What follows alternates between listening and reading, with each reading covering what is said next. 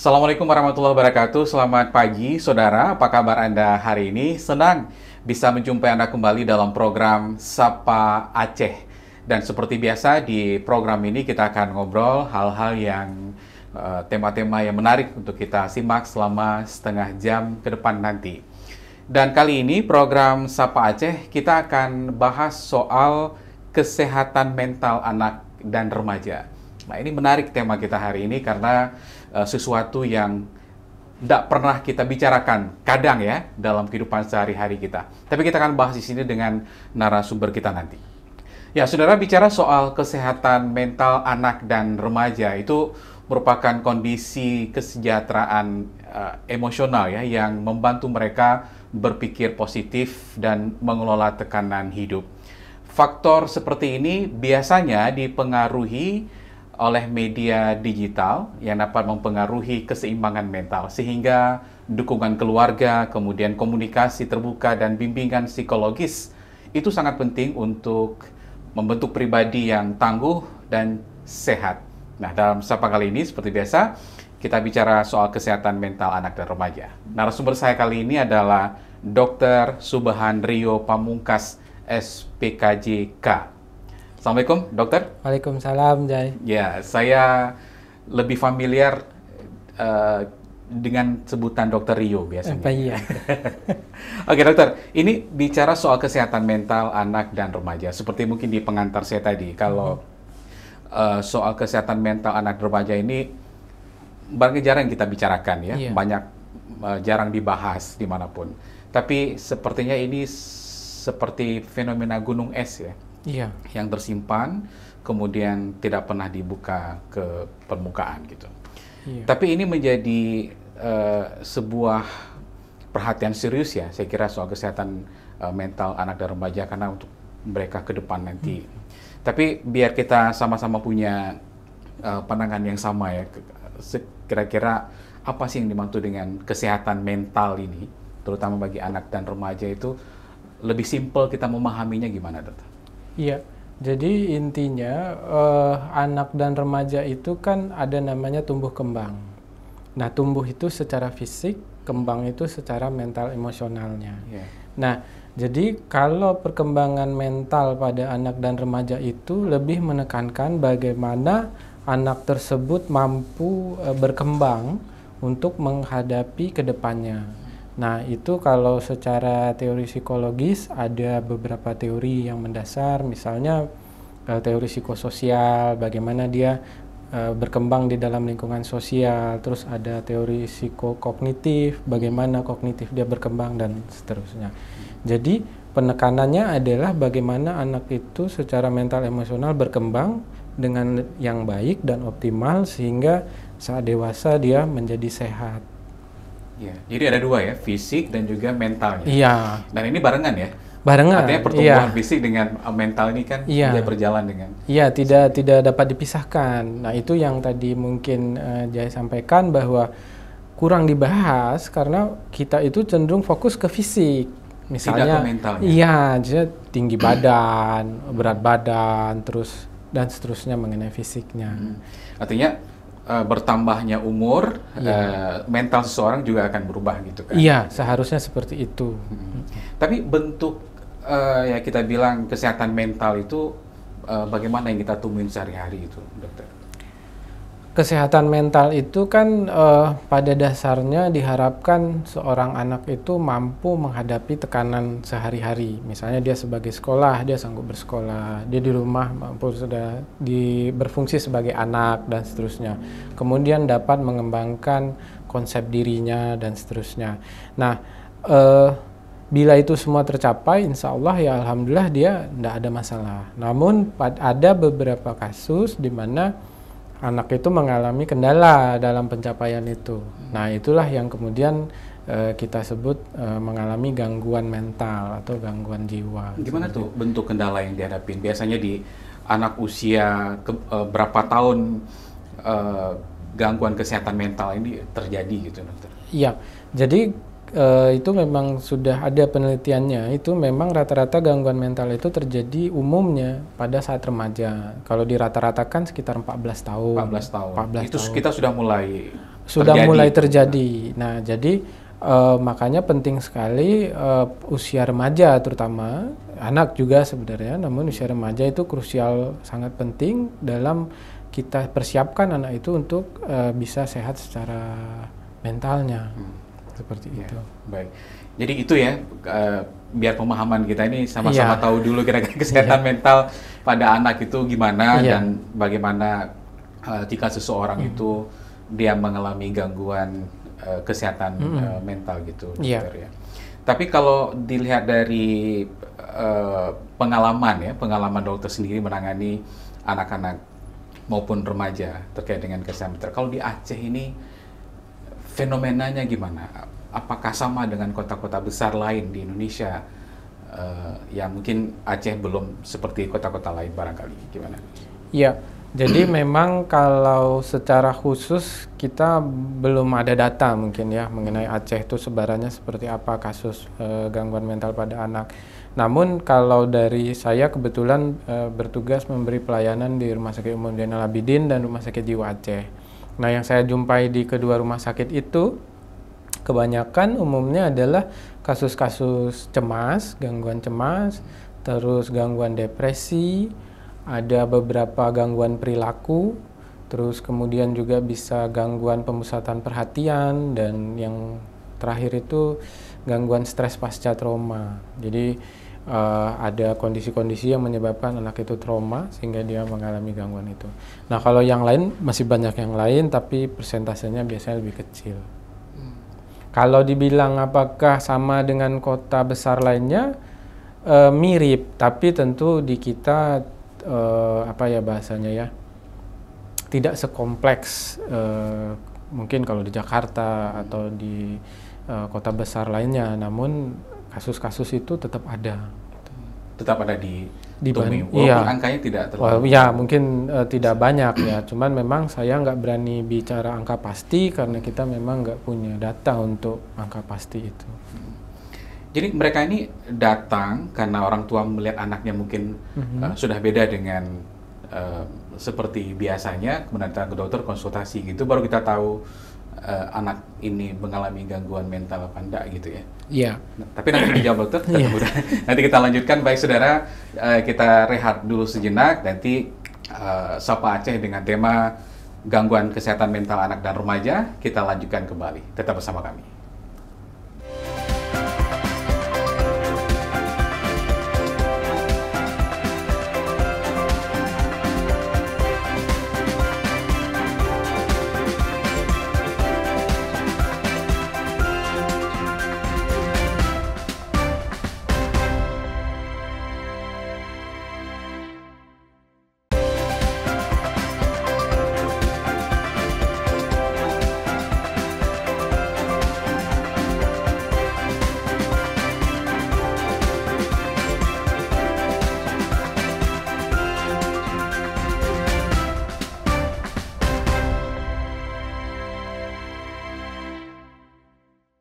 Saudara, kita lanjut lagi, Sapa Aceh, bicara soal kesehatan mental anak dan remaja di Aceh. Dokter Rio, kita lanjut lagi. Ya. Nah, tadi artinya setelah wawancara kan dengan beberapa anak yang dibawa sama orang tuanya, gitu. Ya. Dokter menemukan mungkin banyak apa penyebabnya gitu, apa pemicunya, apakah terlalu berat tekanan di rumah, di sekolah terlalu berat dia belajar, atau desakan orang tuanya. Kan biasanya orang tuanya mau jadi anaknya kan seperti ini, tapi anak nggak mampu gitu. Iya. Ya, jadi memang sebagian besar pasien saya itu datang dibawa oleh orang tua. Namun ada beberapa yang anak sendiri yang meminta. Jadi sebenarnya saat ini anak remaja saat ini udah sangat aware ya, sadar dengan masalah kesehatan jiwa. Jadi kadang-kadang meminta dengan orang tua. Nah, kalau dalam yang tadi disampaikan apa yang memicu, itu sebenarnya banyak sekali faktornya. Namun secara sederhana itu ada 3 faktor. Ada faktor biologi, faktor psikologi, dan faktor sosial. Faktor biologi ini terkait genetik bisa, karakter bawaan juga bisa. Nah, psikologis ini pengaruhnya dari pola asuh, terus kemudian tekanan. Kalau remaja atau anak tentu tekanan teman sebaya. Nah, terus bisa juga trauma. Nah, kalau sosial itu yang tadi disampaikan, misal tuntutan sekolah, terus kemudian yang bullying ya atau Ya, perundungan, terus media sosial. Nah, media sosial juga sekarang itu gadget ya, mulai banyak yang datang dengan keluhan terkait gadget itu. Artinya nggak bisa lepas dari gadget. Itu pasti kesehatan Iya juga, mental juga. iya. Jadi sekarang tuh kan ada istilahnya adiksi gadget Iya, ya. adiksi gadget, Nah, ya. jadi dia sama gadget, terus kalau gadgetnya nggak ada dia jadi temperamen, emosional, terus bisa maaf kata sampai agresif seperti itu. Bahkan ada yang sampai nggak mau sekolah. Gitu. Nah, jadi itu memang ya menjadi isu juga akhir-akhir ini. Itu tetap usia yang Iya. di 14 tahun ke atas. Bervariasi. Bervariasi. Tapi umumnya SMP, SMA lah. Tapi bicara umur ya, maksudnya kenapa kita baru mendeteksi itu di umur segitu, dokter? Artinya, apakah sebelumnya ketika di masa-masa sekolah, di tingkat sekolah dasar itu, apalagi perkembangan zaman sekarang kan, anak kecil pun sudah main gadget gitu. Bukan usia sekolah, tapi usia anak-anak itu sudah dikasih gadget sama orang tua. Remaja itu diduga karena pada saat remaja itu terjadi banyak perubahan. Pertama misalnya dari biologi terjadi perubahan hormonal. Nah, jadi dia moodnya atau emosinya mudah berubah. Terus kemudian secara psikologis tuntutan terhadap yang remaja itu kan mulai berubah. Nah, terus dia juga merasa sudah lebih dewasa. Lingkungan juga menuntut lebih. Jadi memang pada fase remaja itu pressure-nya lebih besar. Lebih tinggi ya? Iya. Di sekolah juga kan kalau level remaja udah SMP SMA. Iya. Jadi akademiknya lebih tinggi daripada level SD. Seperti itu. Ya. Kalau tadi pengaruh sosial gimana? Pengaruh sosial, ya lingkungan itu juga berpengaruh ya. Misalnya perundungan misalnya. Perundungan itu beberapa pasien saya di rumah sakit datang berkonsultasi itu karena mengalami perundungan. Terus kemudian juga paparan gadget ya.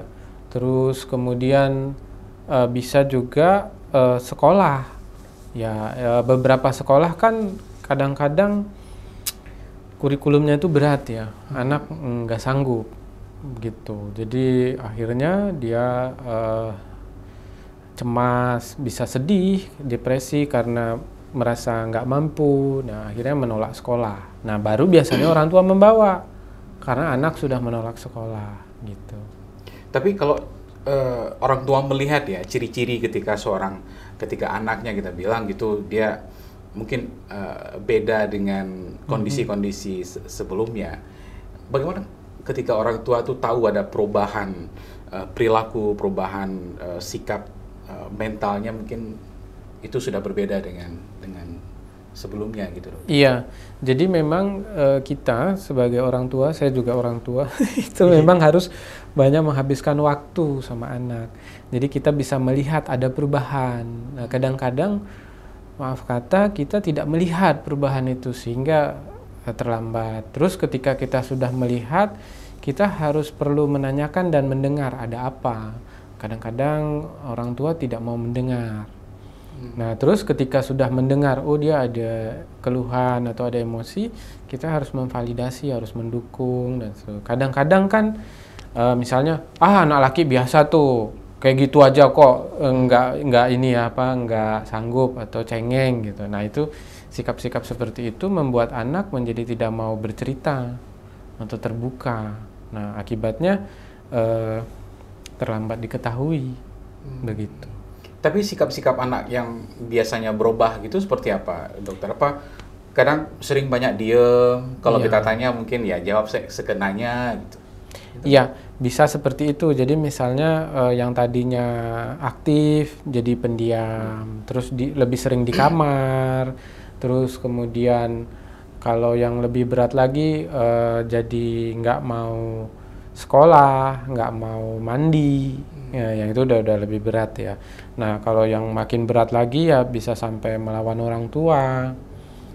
Ada beberapa kasus sampai misalnya ada yang menjual barang dan seterusnya tuh kalau contoh gangguan perilaku. Ya, jadi sangat bervariasi. Namun kalau bagi orang tua untuk mudah adalah biasanya anaknya seperti apa. Kalau dia berubah maka orang tua coba harus mendampingi, iya, ada harus, bicara gitu. iya, karena harus dilihat ada apa nih anak saya gitu. Ya. Oke, dokter, ini kan tadi di dalam keluarga ya kita bahas. Nah, kita tarik lebih luas lagi bicara soal data di Aceh. Mungkin hampir di seluruh kabupaten kota punya kasus-kasus seperti itu. Tapi artinya stigma di masyarakat kita nih nggak tahu nih, dokter kadang sering edukasi ya kan, masuk ke sekolah, masuk ke dayah, masuk ke lembaga-lembaga mana untuk intervensi atau edukasi. Apakah stigma di masyarakat kita ini terkait dengan mental anak dan remaja ini gimana? Iya, ya jujurnya sebenarnya masih ada sih ya stigma terhadap gangguan jiwa ini. Jadi makanya sebagian besar itu sering datang terlambat karena dianggap dia malas, dia nakal, atau dia kurang bersyukur, atau nggak mau nerima. Nah, hal-hal seperti itu akhirnya ketika dibawa itu sudah berat. Nah, jadi padahal kalau misalnya saya sering bilang itu sama orang tua saya atau sama pasien saya, bila ada sesuatu di kemudian hari ini, misalnya udah sembuh dia, di kemudian hari kamu ngerasa nggak enak lagi, langsung datang. Ketika datang di awal, mungkin kita nggak harus pakai obat. Nah, ini kan juga persepsi masyarakat, kalau udah ketemu dokter pasti dikasih obat. Nah, sebenarnya enggak, kalau memang masih tahap awal. Nah, namun yang sering datang ke kita itu sudah lanjut. Jadi kita intervensinya menyarankan dengan obat. Obat ya? Iya. Artinya nggak lagi di fase pencegahan ya? Iya, jadi sebenarnya selain obat kita ada namanya psikoterapi. Psikoterapi itu kayak semacam terapi psikologis yang kita berdiskusi sama anak. Kita mengajari anak itu mengubah mindsetnya seperti itu. Namun kalau udah tahap yang lanjut agak sulit. Kalau sudah lanjut, artinya itu harus ekstra gitu ya, untuk betul. pengobatannya. Iya. Dan akan mempengaruhi mental dia ke depan gitu ya, sampai dewasa. Artinya di masyarakat Aceh pun stigma soal ini masih disembunyikan gitu, dokter? Atau? Iya, karena ada beberapa kan yang menganggap aib ya. Jadi padahal kan sebenarnya kan kita namanya ikhtiar ya. Kita namanya ikhtiar, baik itu melalui jalan berdoa atau beribadah dan juga berobat. Dan berobat kan ke dokter gitu misalnya. Oke, baik dokter. Nanti kita lanjut lagi ya. Bagaimana saya kira mungkin intervensi yang bisa dilakukan baik itu keluarga ya kan, pemerintah sendiri atau mungkin dokter di ekosistem dokter itu nanti bisa paling tidak mencegah kesehatan mental anak dan remaja ini. Baik, saudara, nanti kita lanjutkan lagi di paruh terakhir obrolan kita di Sapa Aceh. Tetap bersama kami.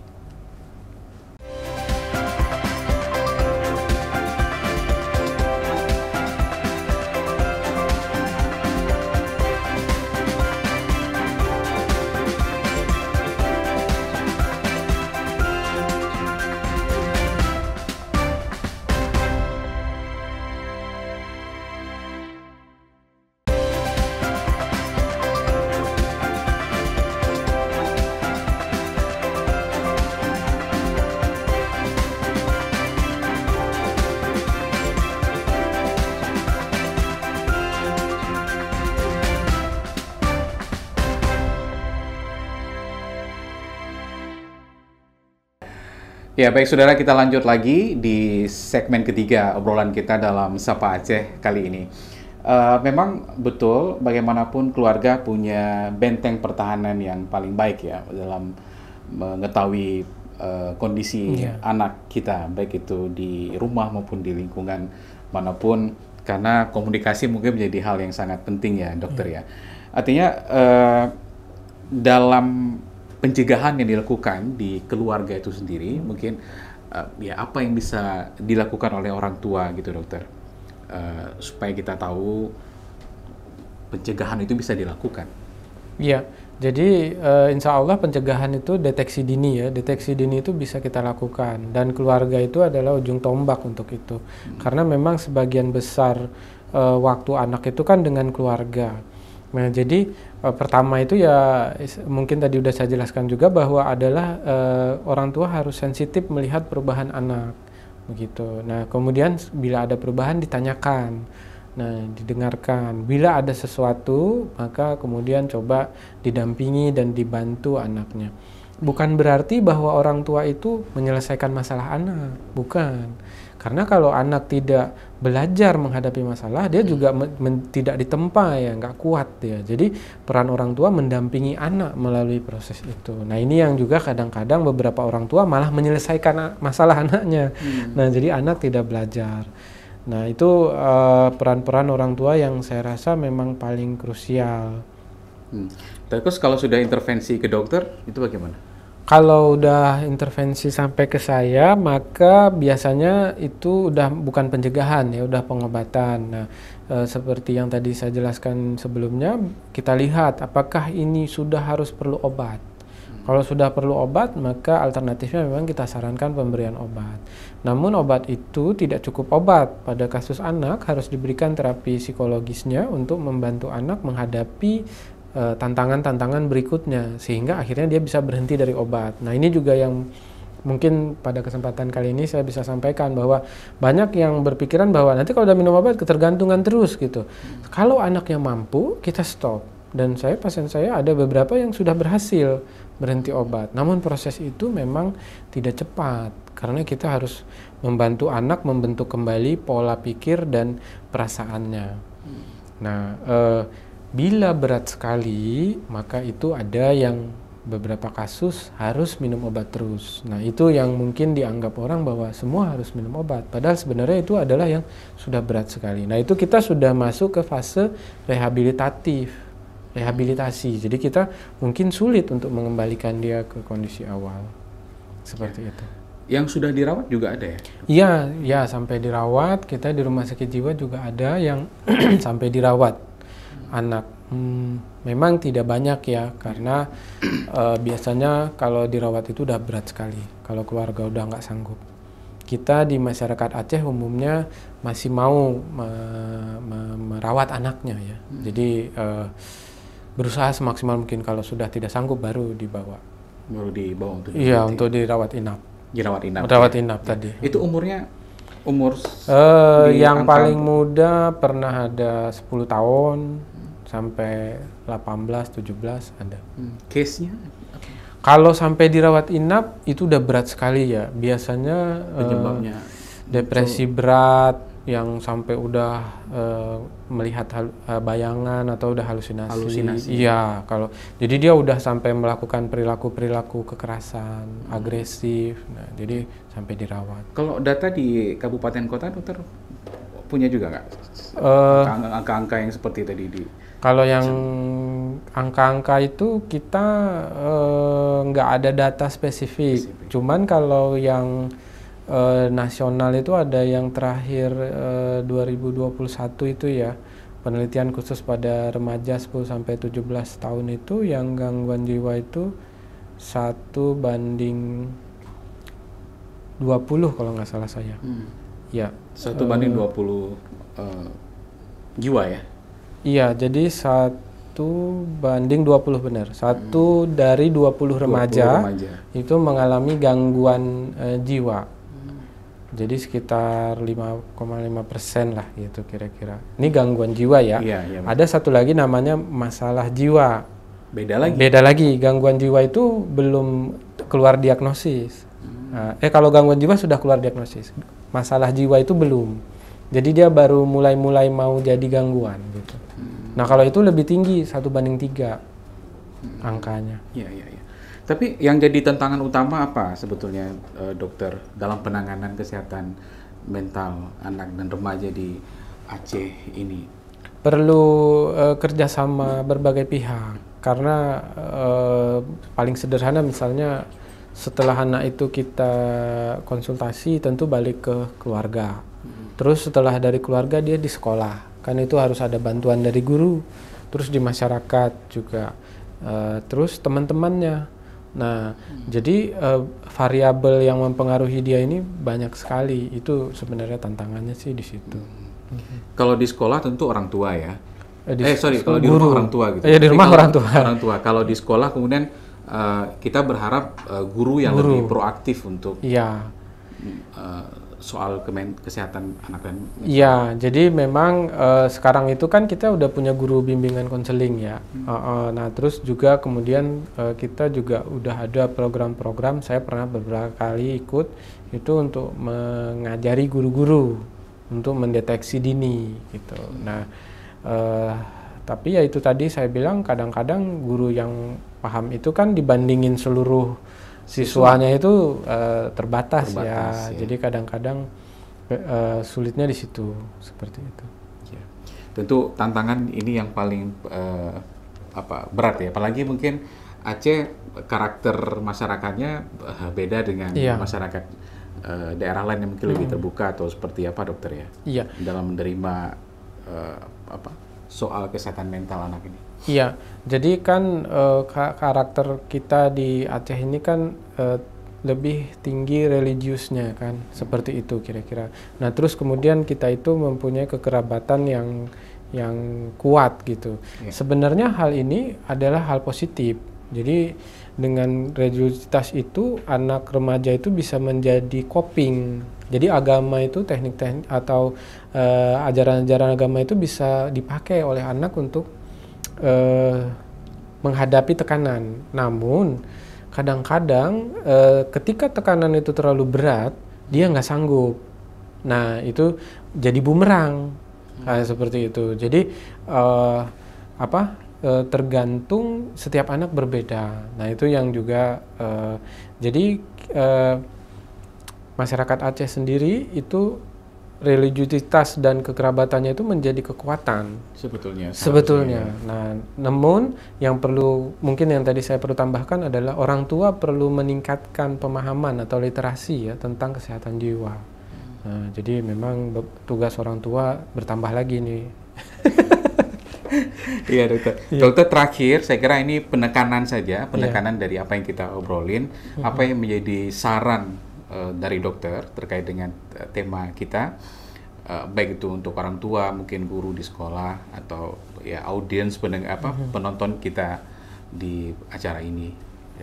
Iya, jadi pertama kita harus berusaha peduli ya dengan anak-anak dan remaja di sekitar kita. Terus kemudian bila kita merasa bahwa dia perlu bantuan profesional, maka segera mencari bantuan karena itu bukan aib. Nah itu upaya kita dan kecintaan kita untuk membuat generasi ke depan yang lebih baik, insya Allah. Terbuka saja kira-kira begitu ya? Iya, dengan betul. apa yang dihadapi anak. Iya. Baik orang tua maupun guru di sekolah gitu. Iya. Oke, baik dokter, terima kasih banyak atas waktunya dan saudara, demikian obrolan kita dalam program Sapa Aceh kali ini soal kesehatan mental anak dan remaja. Mudah-mudahan ini berguna untuk kita di sini sebagai orang tua maupun juga penonton di rumah. Saya kira lebih terbuka terhadap anak baik di rumah maupun di sekolah. Mudah-mudahan ada manfaatnya. Jangan lupa untuk selalu menyaksikan program Sapa Aceh setiap Senin dan Kamis pukul 6 waktu Indonesia Barat. Nah, saya Mustajab dan juga tim yang bertugas sampaikan terima kasih banyak atas kebersamaan Anda. Assalamualaikum warahmatullahi wabarakatuh. Sampai jumpa.